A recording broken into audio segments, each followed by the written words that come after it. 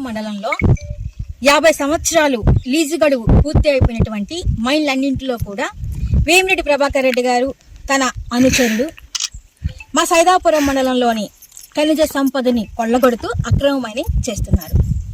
మరీ ఘోరంగా బ్లాస్టింగ్ చేస్తూ మరీ ప్రకృతి సంపదను కొల్లగొడుతున్నారని, ప్రకృతిని నాశనం చేస్తున్నారని, ప్రకృతిని కాపాడమని మేము నేషనల్ గ్రీన్ ట్రిబ్యునల్ని ఆశ్రయించడం జరిగింది.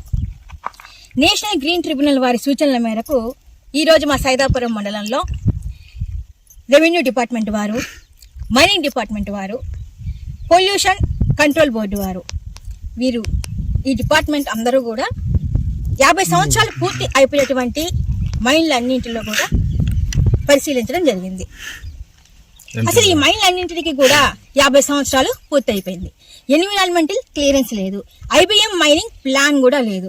అసలు ఈ 5 మైన్లలో కలిపి దాదాపుగా 200 కోట్ల రూపాయల ఫైన్ కూడా ఈ మైన్ల మీద ఉంది. అంతేకాకుండా డిమాండ్ నోటీసులు కూడా వీటికి ఇచ్చున్నారు. కానీ అయినప్పటికీ కూడా 50 సంవత్సరాలు పూర్తి అయిపోయిన మైన్లలో ఈ వేమిరెడ్డి ప్రభాకర్ రెడ్డి గారు తన అనుచరుడు అక్రమంగా మైనింగ్ చేస్తూ 1000 కోట్ల రూపాయలని దోచేస్తున్నారు. ఐబిఎం రూల్ ప్రకారం 50 సంవత్సరాలు పూర్తి అయిపోయినటువంటి మైన్లని ప్రభుత్వం స్వాధీనం చేసుకోవాలి. అత్యంత ముఖ్యంగా ఎన్విరాన్మెంట్ క్లియరెన్స్ లేకుండా ఎటువంటి మైనింగ్ జరగకూడదని, చేయకూడదని 2017లోనే సుప్రీంకోర్టు ఆర్డర్ కూడా ఉంది. అయినా సరే ఎటువంటి రూల్స్ ని పాటించకుండా ఈ దోపిడీ దొంగలు మా సైదాపురం మండలంలోని ఖనిజ సంపదని కొల్లగొడుతున్నారు. మొన్న ఒక ఆయన ప్రెస్ మీట్ పెట్టి మేము మైనింగ్ మీద విచారణ జరిపిస్తామని మాట్లాడడం జరిగింది. జరిపించండి, ఈ 5 మైన్లలో ఖచ్చితంగా విచారణ జరిపించండి. ఇంతకు ముందు మీరు కూడా చూస్తున్నారు, సిద్ధి వినాయక మైన్ ఇక్కడ మీరే కదా, అటవీ భూములతో సైతం తవ్వి మరి దోచేసింది మీరే కదా. ఈ సిద్ధి వినాయక మైన్ లో జరిపించండి ఈ మైనింగ్ పైన విచారణ. ఇప్పుడు కూడా ఈ సిద్ధి వినాయక మైన్ లో మీరందరూ కూడా చూస్తున్నారు, వాటర్ని పంపింగ్ చేస్తున్నారు. 50 సంవత్సరాలు పూర్తి అయిపోయినటువంటి మైన్లలో పంపింగ్ చేయాల్సిన అవసరం ఏముంది? వీరికి అక్రమ మైనింగ్ చేసే ఉద్దేశం లేనప్పుడు అక్కడ వాటర్ పంపింగ్ ఎందుకు జరుగుతున్నట్టు? మీరు మీడియా ముందు ఉత్తర కుమారుడు ప్రగల్భాలు పలకడం కాదు, మీకు చిత్తశుద్ధి ఉంటే ఈ సిద్ధి వినాయక మైన్ మీద విచారణ జరిపించండి. వీరు మేము ఫ్యాక్టరీ కడతామని అరచేతిలో వైకుంఠాన్ని చూపిస్తూ వీళ్ళు మాత్రం మా సైదాపురం మండలంలోని క్వాడ్జి మొత్తాన్ని చైనాకి అమ్మేసుకొని 1000 కోట్ల రూపాయలని సంపాదించుకుంటున్నారు. ఇవన్నీ తెలిసి కూడా మైనింగ్ వ్యవస్థ నిమ్మకు నీరెత్తినట్లుగా ఉంది అంటే ఈ జిల్లాలో మైనింగ్ వ్యవస్థ ఉందా లేదా అన్న అనుమానం కలుగుతుంది. మన జిల్లా మైనింగ్ అధికారి, ప్రభుత్వ భూముల్ని కాపాడాల్సినటువంటి జిల్లా మైనింగ్ అధికారికి నేను చెప్పడం జరిగింది, మా మండలంలో బ్లాస్టింగ్ చేస్తూ అక్రమ మైనింగ్ చేస్తున్నారని వారికి తెలుపగా వారు చెప్పిన మాట ఏంటంటే ధర్నా చేసుకోమని చెప్పారు. మరొక ముఖ్యమైన విషయం, ఇప్పుడు మనం చూస్తూనే ఉన్నాం పద్మావతి మైన్. ఈ పద్మావతి మైన్ కూడా 50 సంవత్సరాలు పూర్తయిపోయింది.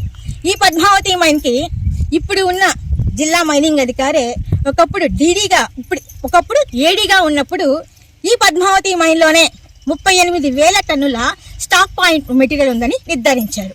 ఆ తర్వాత డీడీ హోదాలో ఇదే పద్మావతి మైన్లో మరలా సర్వే చేసి 1,25,000 టన్నుల స్టాక్ పాయింట్లో మెటీరియల్ ఉందని నిర్ధారించారు. ఉన్నప్పుడు ఒక రిపోర్టు, డీడీగా ఉన్నప్పుడు ఒక రిపోర్టు. మైన్లన్నీ క్లోజ్ చేస్తున్నప్పుడు స్టాక్ పాయింట్లో ఉన్న మెటీరియల్ 38,000 టన్నుల నుంచి ఒక్కసారిగా 1,25,000 టన్నులకి ఈ విధంగా పెరిగిపోతుంది. దీన్ని బట్టి ఈ జిల్లాలో మైనింగ్ వ్యవస్థ ఏ స్థితిలో ఉంది, ఏ విధంగా పనిచేస్తుందో మనందరం అర్థం చేసుకోవచ్చు. మాకు ఏదైతేనేమి మేమైతే నేషనల్ గ్రీన్ ట్రిబ్యునల్ వారిని పూర్తిగా నమ్ముతున్నాం. ఖచ్చితంగా మా సైదాపురం మండలంలోని ఖనిజ సంపదని కాపాడుకుంటాం, ప్రకృతిని కూడా కాపాడుకుంటామని మాకు నమ్మకం ఉంది. సునీత, క్యారెన్ రెడీ అయిందా? 2 నిమిషాలండి, తెచ్చిస్తాను. నాన్నని మళ్ళీ ఇలా చూస్తాననుకోలేదు. ఆ రోజు రాత్రి నాన్నకి హార్ట్ అటాక్ వచ్చినప్పుడు ఆ టైంలో ఏ హాస్పిటల్కి వెళ్ళాలో ఎంతమంది కాల్ చేసినా అందరూ చెప్పింది ఎన్ఎల్ హాస్పిటల్.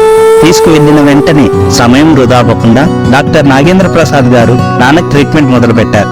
ఆయనకు గుండె సంబంధిత వ్యాధులపై ఉన్న అపార అనుభవం, నైపుణ్యంతో పాటు పేషెంట్పై ఆయనకున్న శ్రద్ధతో నాన్నకు సులువుగా ట్రీట్మెంట్ చేశారు. కానీ నా మనసులో ఒక్కటే భయం, ఇంత పెద్ద హాస్పిటల్, కార్పొరేట్ స్థాయి వైద్యం ఎంత ఖర్చు అవుతుందో తెలియదు. కానీ నాన్న సంతోషంగా ఇంటికి తిరిగి వచ్చేటప్పుడు ఆ బిల్లు చూసి ఓ సాధారణ ఉద్యోగినైన నాకు ఒక ధైర్యం వచ్చింది. అన్ని కార్పొరేట్ హాస్పిటల్స్ తో పోలిస్తే తక్కువ బిల్లే అయింది.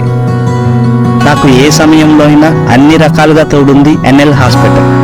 ఇది ప్రతి సామాన్యుడి హాస్పిటల్. ఎనలేని అనుబంధం. ఎన్ఎల్ హాస్పిటల్స్, వాటర్ ట్యాంక్ ఎదురుగా మాగుంట లేఅవుట్, అన్నమయ్య సర్కిల్ దగ్గర, నెల్లూరు.